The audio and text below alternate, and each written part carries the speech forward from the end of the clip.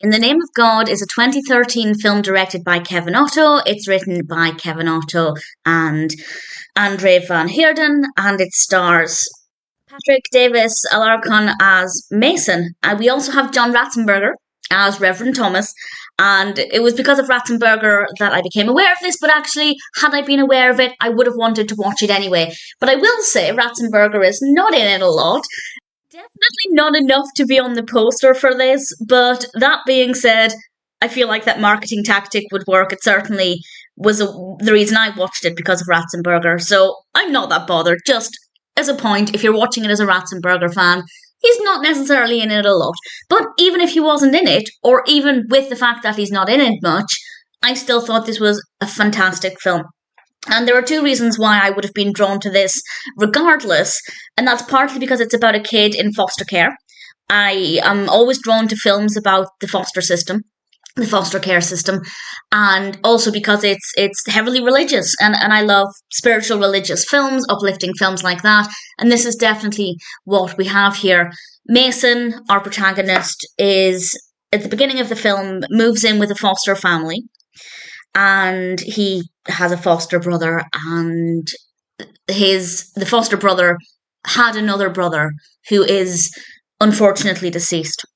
And we learn quite early on the importance of religion for the family, and what I really liked is that when Mason asked, "Where's your other brother?" or "Where's your brother?"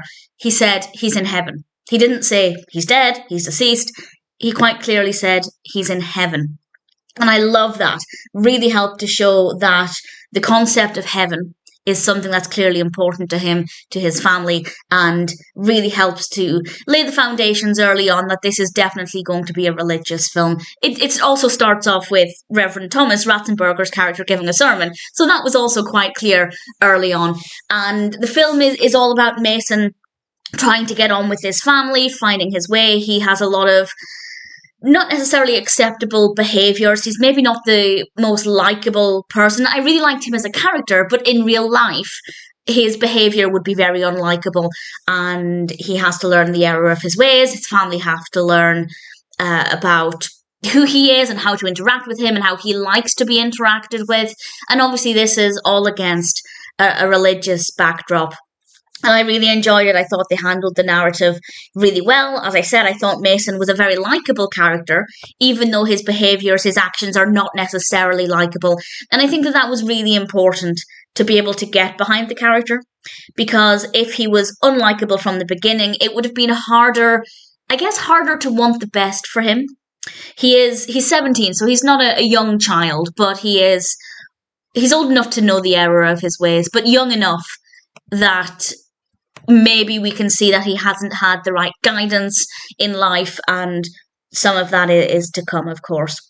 I have no problems with this at all, no issues. It's a beautiful narrative, very well told. The pacing is brilliant.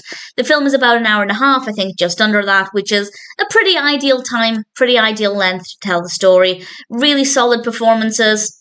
Nice to see what we did of John Ratzenberger, and ultimately I'm very happy to recommend it. It is definitely a very religious heavy film, so if you're not into Christianity based films, it may not be for you, but it's called In the Name of God, so that might have been apparent from the beginning. But if that is the kind of story that appeals to you and you're looking for something with some interesting characters and a well written narrative, then In the Name of God is definitely worth watching. As I said, hopefully would have found out about this eventually, because it's a kind of narrative I would have enjoyed, and I'm glad that I had a reason to watch it sooner rather than later. In the Name of God is a really good film, and definitely one that I'm very happy to recommend.